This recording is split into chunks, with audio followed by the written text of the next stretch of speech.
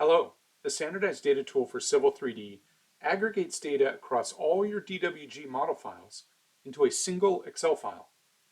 It does this by holding that data on your objects and using property sets. There are dozens of property sets that come with SDT, but what if you want to make your own?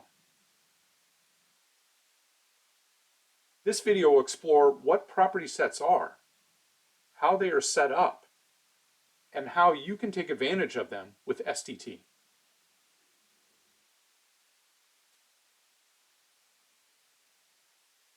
So what are property sets? Let's use this example here. Here's a pipe, a gravity pipe in Civil 3D. When I select it, in my properties palette, I will see all kinds of properties related to this pipe. Some of these are standard AutoCAD properties like layer, color, line type. Some are specific to the pipe, the structure locations.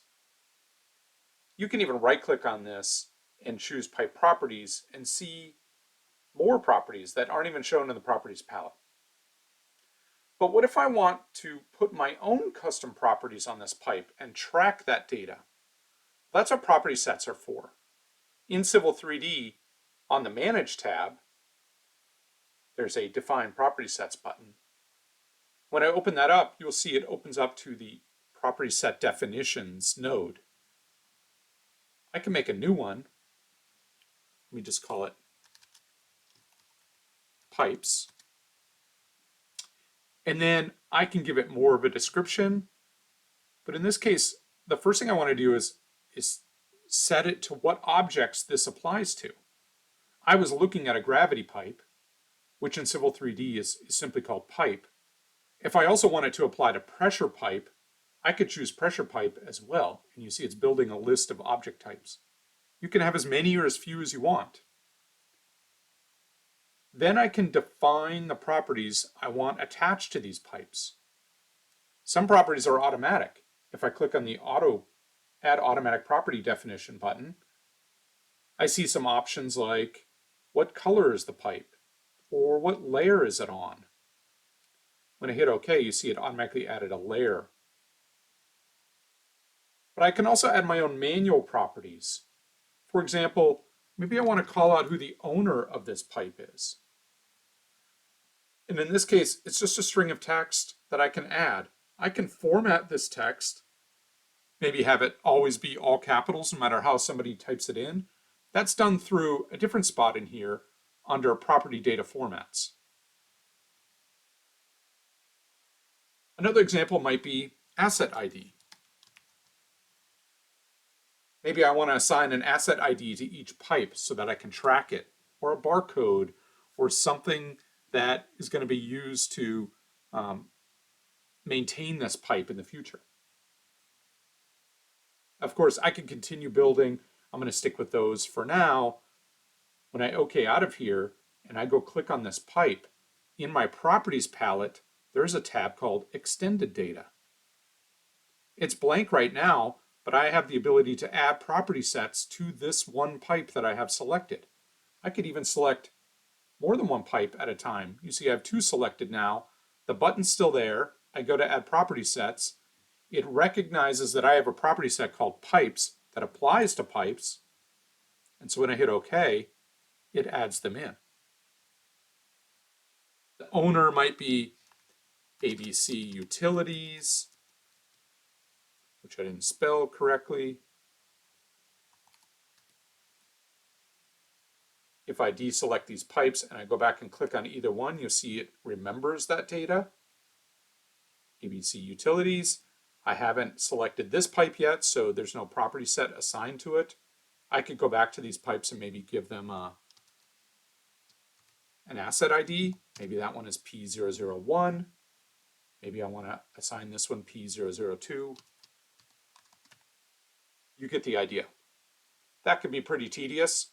There's a faster way to do this in the standardized data tool. There's another video on that on how you can actually push all this data to Excel, maybe use Excel to auto number those and then push it back into all of your DWG files. But for now, let's figure out how we can take advantage of custom property sets in your own files.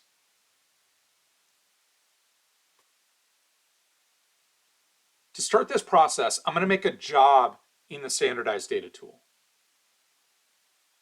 So from the ribbon for standardized data tool, I can go to Job Manager.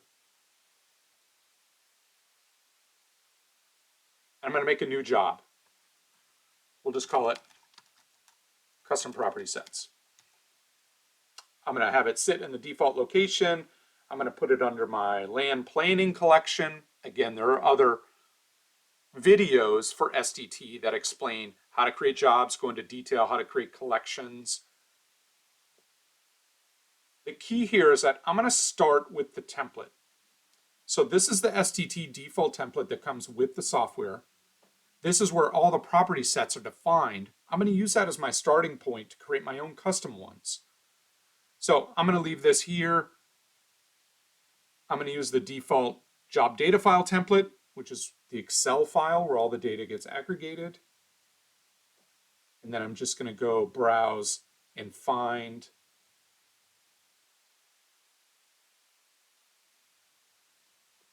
my files for this demonstration.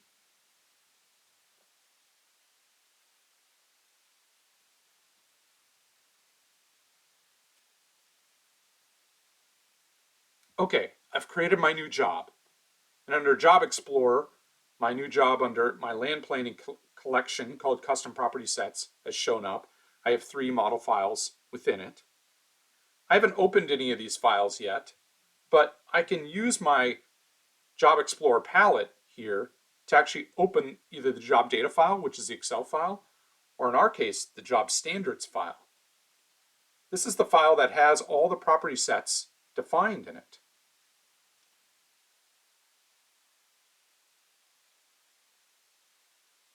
It's a blank file. There's nothing drawn inside of it. But if I use the Style Manager up here, or as we saw previously, I could also go to Manage, Define Property Sets.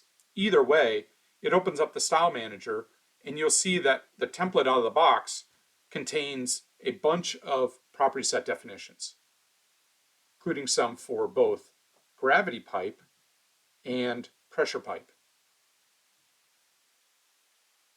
But in this case, I want to build my own custom definition. I could certainly right-click and make a new one from scratch, but sometimes it can be difficult to select all the different object types. So often, I'll grab one of these that says All, and you can see under the Applies To, it applies to all objects.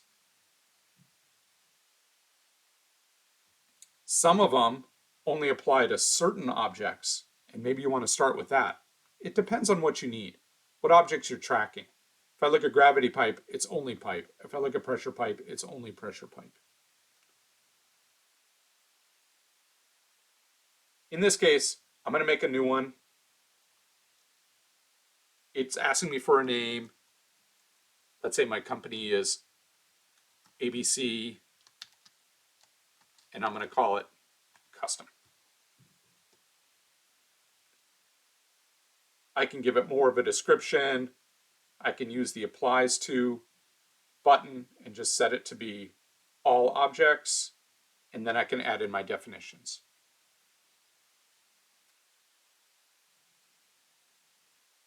So I've gone ahead and created some custom properties inside my custom property set definition.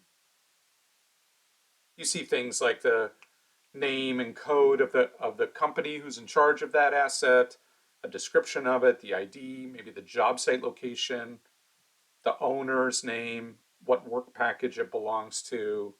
You could do any of these. Again, I could add in some of the automatic properties. Because I chose all objects, I'm going to avoid that right now because it could take a long while to populate that list. But you get the idea.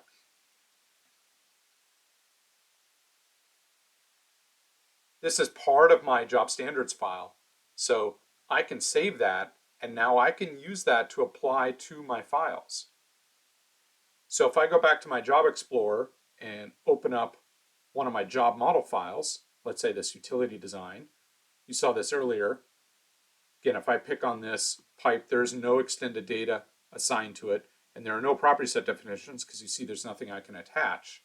But because this is part of a job, and because I edited the job standards file by using this button to open it up. The same button exists in the Job Explorer to open it up. I open up the job standards file, I edit it, I added my own custom property set definitions, and so now I can update the standards in this file, and it will import all of those property sets in here, including my custom one. Now I can go attach them to all the objects all at once. Instead of me going through and selecting them, I can just say, grab all of the pressure pipe and gravity pipe and just apply, and it will grind through and find all of the pipes in my model and attach all the property set definitions to them that apply. And so when I click on it here, notice now in my extended data tab, all of these property sets have been applied, including my custom one right here. And I can go start editing this data.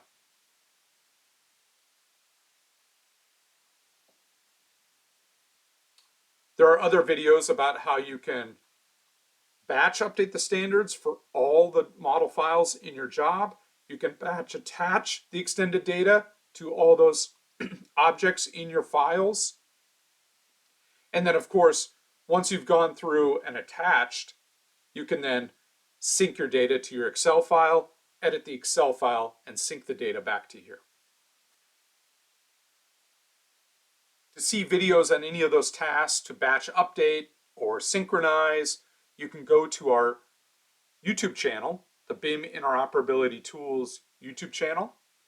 Just search for BIM Interoperability in YouTube, and you'll see an entire playlist of all of our SDT tutorials, including creating projects, managing that extended data, synchronizing the data, all of those to help you use SDT.